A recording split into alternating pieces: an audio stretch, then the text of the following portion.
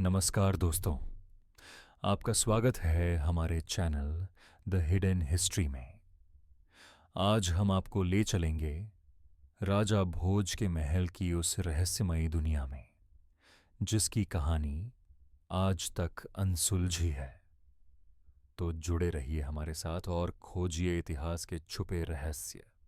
कुछ महल सिर्फ पत्थरों से नहीं बने होते, उनमें जिंदा राज, अधूरी आत्माएं और दबी हुई चीखें कैद होती हैं। मध्य प्रदेश में स्थित राजा भोज का एक ऐसा महल जहां आज भी कहा जाता है, जो सच जानने जाता है वो खुद कहानी बन जाता है।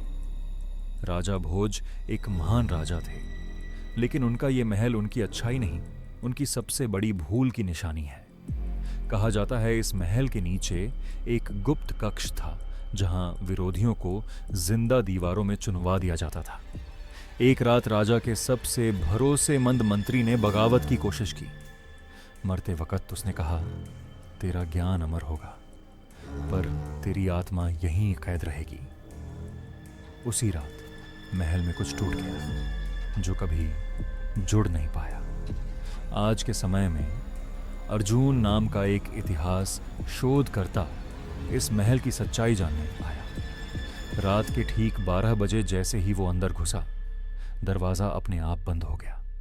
हवा अचानक भारी हो गई और उसे महसूस हुआ जैसे कोई उसे देख रहा हो। दीवार पर लिखा था, इतिहास सोया नहीं है।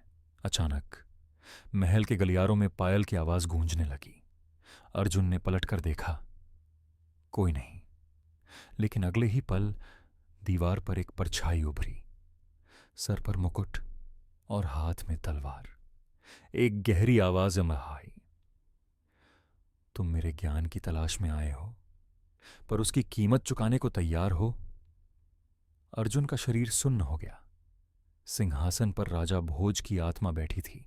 आंखों में कोई गुस्सा नहीं था, बस अफसोस था। राजा बोले, मैंने ज्ञान के लिए न्याय कुर्बान कर दिया, अब हर जिज्ञासु मेरा उत्तराधिकारी बनता है। महल की दीवारें हिलने लगीं और जमीन के नीचे से चीखें आने लगीं।